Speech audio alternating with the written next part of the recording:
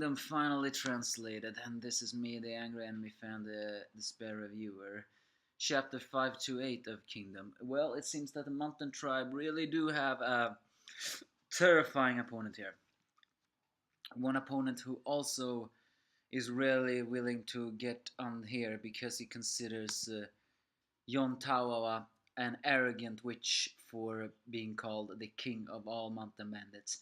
In the end, I think this could be called poetically the Mountain King versus the Mountain Queen, although technically Yon Tawawa was a king. So, I mean, the Sao Mountain King versus the Shin Mountain King, although technically that doesn't work either. Let's just say the mountain versus the mountain.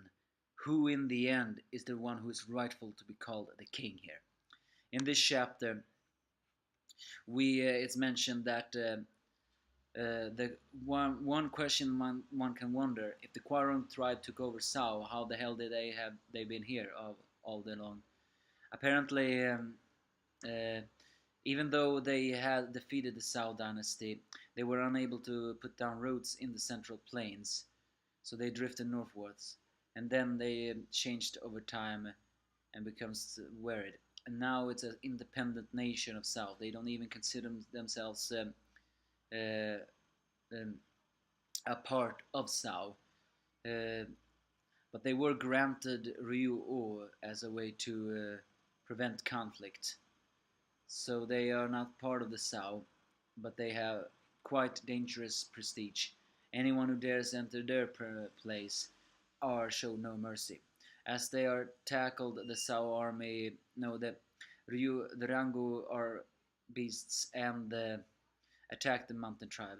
And immediately they're showing why they shouldn't be underestimated, as they cut down a lot of the different Mountain Tribe. Only Shuren survives for a little bit, because it turns out that these Mountain Tribe are one insane mountain riders that can even jump with the horse and do acrobatic moves like that, as Shunmei is cut down. One of the most noteworthy of the Mountain Tribe is cut down. That does not scream well. And so the king approaches the commanders, calling himself Rozo. They're asking if the one-eyed is the leader, but of course Shunjie says it's him. So instead he says to his man Wolf to take his head. But surprisingly, Shunsuju actually talks the dialect and the language of the mountains, and reveals, as we see in translation texts, that he apologizes for being here, but he is here as the Prime Minister's Riboku's representative. And if you cut me down, you'll anger Riboku and be a direct offense. The Rangyuk, the Quanrong King Rozo just asks why he can speak their dialect or their tongue, but apparently to him it's the language of the Xiongnu. But that doesn't exactly answer the questions, but it seems to have a backstory. So he, and strangely enough, it revealed that even Riboku's name is even known to these barbaric mountain fighters. And that, I mean, Riboku's name seems to be very famous, because it's very, this Rozo clearly has no love for the Sao King, and who can blame him? No one is in their right mind should love that king. But he actually has some praise for Riboku, simply because every year he personally comes to Ryu to bearing gifts of delicious ganmonmotum.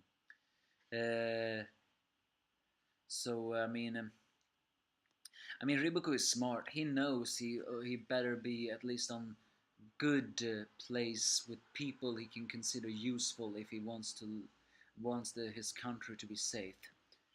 So Shunyu just says that fight on the side of us before, and there's no trace remains. And it says if you do, if Sao loses, then this battle should mean the loss of Guo, and even he also mentions in a little small threat that if Guo lost, there's only a matter of time before their country will also be destroyed. But he says that it's not a threat. He's saying that do all this and Your payment will be the fact that Ribu will bring tributes to Mountain next year and onwards. It's I mean, I wonder, is mutton what was that? Was that cattle? Or was it something else?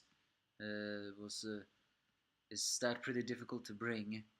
Of course, Rozo is impressive, so he decides to join with them. But also, uh, but not only because, uh, well, what Shunyu just says, but also because, well, he does. He has a personal grudge against Yontawa. As Shunju says for him not to underestimate the Western Mountain Tribe, he says that the Quirong Western barbarians are all descendants from us. So he has a personal goal to flay Yontawa, who he considers to be an arrogant wench and one who claims herself to be the ruler of the mountain tribes. In the end, Yontawa and Rosso will clash. Will this be Yontawa's most difficult fight yet? And will we finally see Yontawa get truly serious? Well, at least it's true that we will finally see Yontawa get serious. But the question is, though, how will this work? Will this be the mountain tribe's most dangerous fight yet? Very likely so. Not to mention they still have Sao to fight. So yeah, one wonder, one wonder. All in all, this chapter screams despair, but I hope we can see some hope in the future. Oh, Shonju showed some surprisingly clarity here. I can see why Ribuko made him the commander in chief, seeing that he talks the language of the mountain tribe and stuff like, or the Shingon language and stuff like that. So all in all, but Rosso, yeah, he has a certain evil look to himself. Who will win? Who knows? Give me your thoughts if you have any.